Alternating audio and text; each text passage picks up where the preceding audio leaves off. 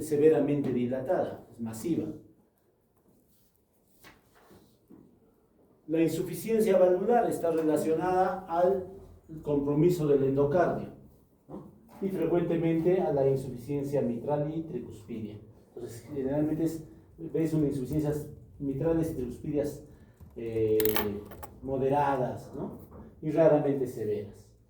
El síntoma principal, intolerancia al ejercicio, disnea, ¿no? Y retención de fluidos inicialmente, edemas. ¿Cuál es el síntoma más predominante? Falla del lado derecho, ingurgitación yugular, hepatomegalia, ¿no? Reflujo hepatoyugular. Y las arritmias más frecuentes, pues no son comunes las ventriculares, excepto en la sarcoidosis y en los bloqueos de la conducción, ¿no? En la amiloidosis, y como en el otro caso, con la cardiomiopatía dilatada, en la restrictiva, la fibrilación auricular también está presente.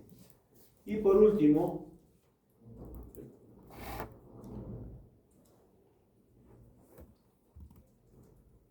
la cardiomiopatía hipertrófica. Generalmente en esta, miren, la fracción de eyección, las otras dos pueden estar disminuidas, la mayoría, ¿no? Menos del 30% en la dilatada, entre 25 y 50% en la restrictiva, y en la cardiomiopatía hipertrófica está más del 60%.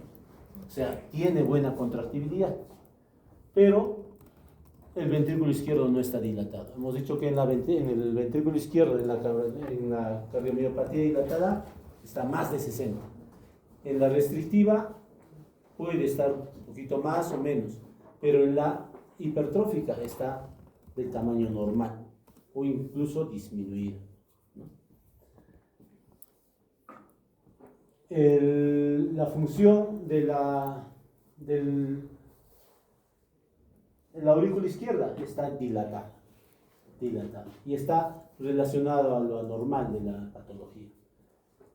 La insuficiencia valvular está relacionada a la interacción septum-valvular, entonces puede haber insuficiencia mitral. Y el síntoma principal es la intolerancia al ejercicio. Disculpen un rato. Sí. ¿Se acuerdan cuando hemos hablado de valvulopatía aórtica, estenosis aórtica? Había angina por la hipertrofia. En la cardiomiopatía hipertrófica pasa algo similar, ¿no? Y los síntomas predominantes son de congestión del lado izquierdo, o sea, disnea, ¿no? Pero se pueden desarrollar tardíamente. Y por último, las arritmias son taquiarritmias ventriculares. En la anterior era fibrilación auricular, en esta también fibrilación auricular, en esta también, en las tres puede haber fibrilación auricular. En la dilatada eran más ventriculares, ¿no? En la restrictiva no es tan común las ventriculares, pero sí trastornos de la conducción. Y en la hipertrófica es más taquiarritmias ventriculares. Entonces esas tres y este cuadrito que les estoy mostrando, que es importante, pues nos va a decir un resumen de todo lo que es la patología y la patología de las cardiomiopatías, ¿no? Aquí, como les dije, solo faltaría la displasia ritmogénica del ventrículo derecho, pero es muy importante esto. Entonces no se olviden de este resumen que les hemos presentado para poder tener en cuenta. Entonces las cardiomiopatías pueden ser primarias, alteraciones, hemos dicho, genéticas principalmente, de los músculos o de los componentes del miocardio. Las secundarias están ligadas a enfermedades sistémicas como la amiloidosis. Hay la cardiomiopatía dilatada alcohólica, ¿no? Le llaman el corazón festivo. Después de un paciente que tiene alcoholismo crónico puede producir ese tipo de arritmias. La hipertrófica o la restrictiva también podrían ser, y pueden ser simultáneas o secuenciales, ¿no? Síntoma principal, intolerancia al ejercicio, la fatiga y la disnea. Tos puede haber, signos de falla cardíaca, insuficiencia cardíaca. La insuficiencia auriculoventricular, ya sea mitral o tricuspidia, también es frecuente, ya hemos hablado.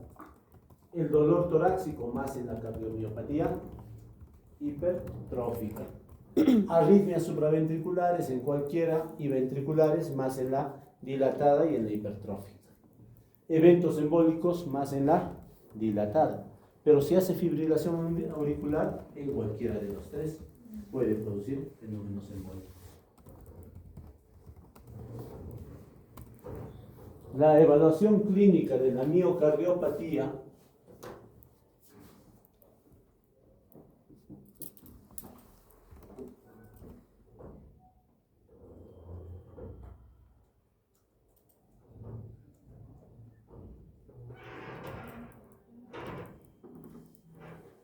debería ser por una buena evaluación de la historia clínica y del examen clínico, del examen físico, para identificar ya sea desórdenes cardíacos y no cardíacos. O sea, no solo es auscultar el corazón, ¿no?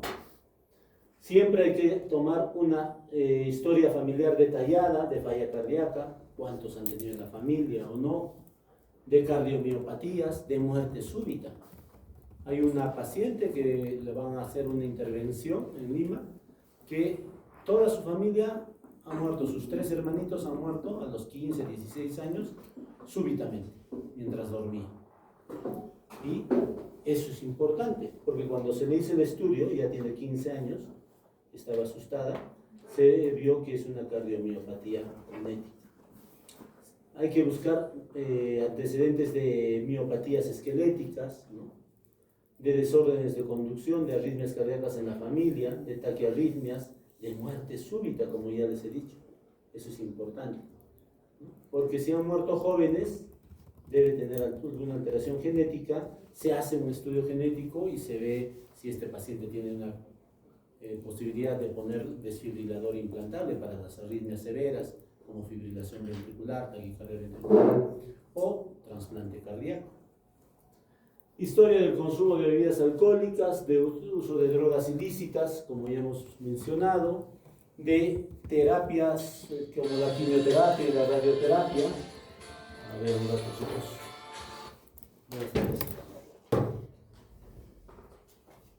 Y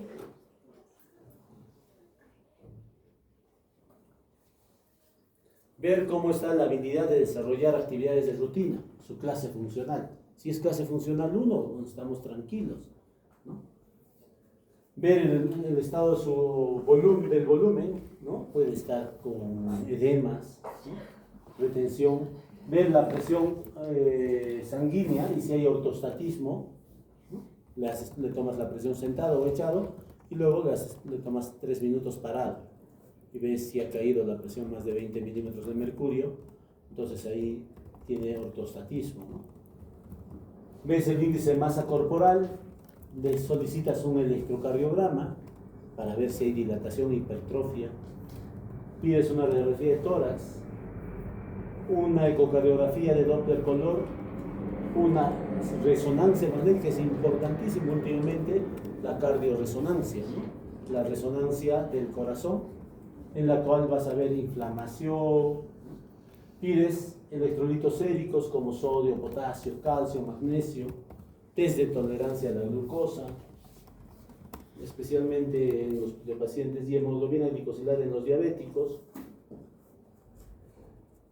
creatinina, urea, albúmina total, proteínas, función hepática, perfil lipídico, hormonas tiroideas.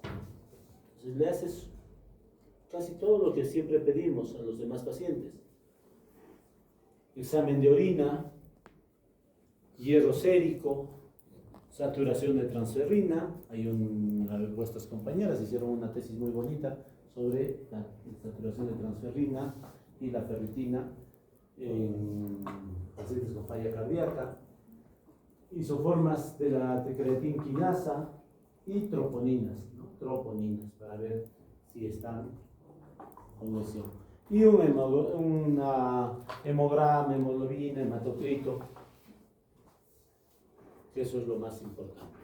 Puedes pedir una velocidad de eritrosedimentación, un BCG, y un recuento de las células blancas y el recuento de los eosinófilos. En un hemograma te va a salir todo eso. Entonces, hay muchas alteraciones y en esta gráfica podemos ver que existen un sinnúmero de alteraciones, especialmente en las cadenas de actina, miosina, de troponina, de tropomiosina, y en todas estas, donde se ve la alteración, ¿no? Entonces, esto es algo complejo que podemos observar y que se ve en las sarcómeras, ¿no? Entonces, ahí podemos ver cómo hay la alteración de todos estos componentes. Por consiguiente, vamos a tomar el primer punto, la cardiomiopatía dilatada, ¿no? La primera cardiopatía que hemos visto. Se dice que es una patología que afecta más o menos una de cada 3 casos, o sea, un 30% de las insuficiencias cardíacas. O sea, de cada 10 pacientes con insuficiencia cardíaca, 3 son secundarios a cardiomiopatía dilatada. Afecta principalmente a la función sistólica del ventrículo izquierdo y hemos visto que cae la fracción de eyección generalmente en menos de 30%. ¿Puede afectar al ventrículo derecho? Sí, y o también puede afectar a los dos. Puede estar dilatado uno de los ventrículos, generalmente el ventrículo izquierdo, pero también puede afectarse al ventrículo derecho.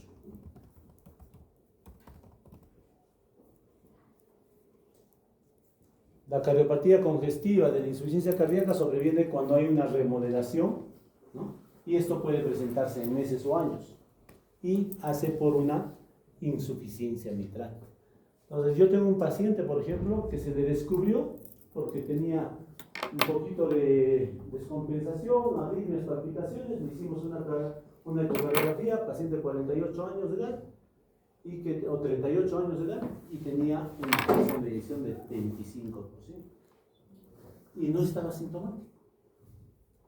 Y se le dio medicación, se le dio todo. Ahorita está con 30% de fracción de eyección, pero incluso no, 20% ha bajado.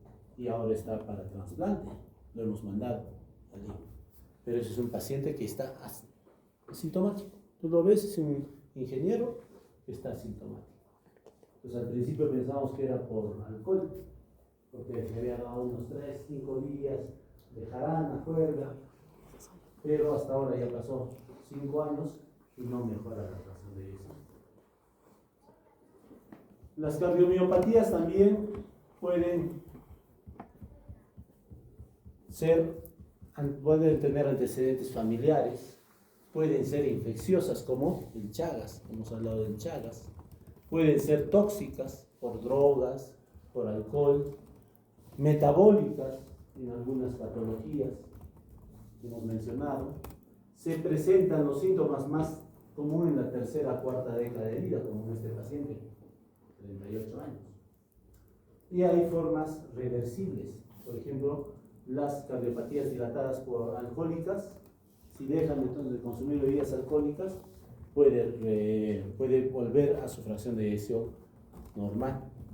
Hay cardiopatías dilatadas en la gestante, ¿no?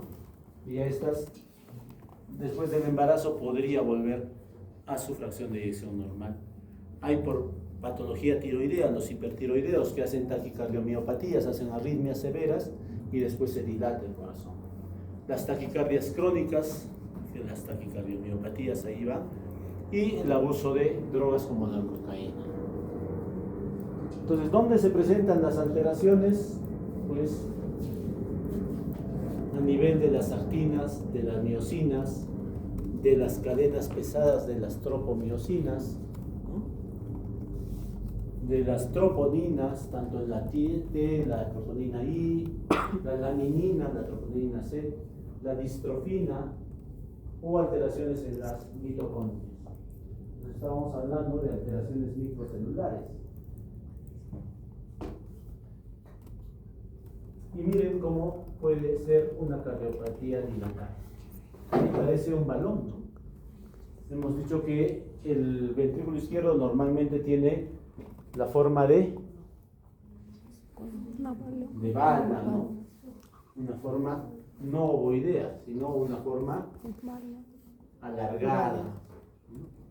Tipo piramidal, más que todo cónico. Pero miren aquí, más parece un balón.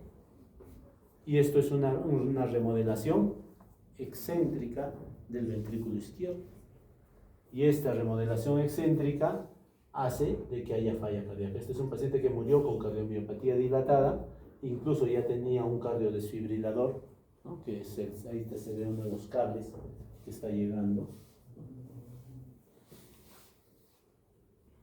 ¿Cuál es la clínica y cuál es el cuadro clínico de la cardiomiopatía dilatada? Típica, la de insuficiencia cardíaca, que ustedes conocen, ¿no? Los criterios mayores y menores de Framingham que han podido leer en lo que es semiología. Disnea paroxística nocturna. ¿Qué era la disnea paroxística nocturna? Disnea que es súbita 2 a 3 horas después de estar en decúbito, principalmente, ¿no? Con falla, con signos de asma, le llaman el asma cardíaco, y que el paciente no puede volver a echarse sino varias horas después. Amanece sentado. Entonces ya aparece la ortopnia, ¿no? Ingurgitación yugular, signos de falla. Crépitos. Cardiomegalia en la radiografía. Edema agudo del pulmón. Tercer ruido, galope. La presión venosa central no la van a ver semiológicamente, tendrían que poner un catéter para medirla. El reflujo hepatoyugular, 30 minutos después de la compresión, segundos después de la compresión del epigastrio, van a ver más ingurgitación yugular. El edema pulmonar, edema agudo pulmonar, congestión visceral de hepatomegalia, ¿no? Cardiomegalia, pérdida de peso. Este es otro signo clínico. Cuando tú le comienzas, lo hospitalizas y le pones furosemida con diuréticos, si pierde más de 4,5 kilos en 5 días,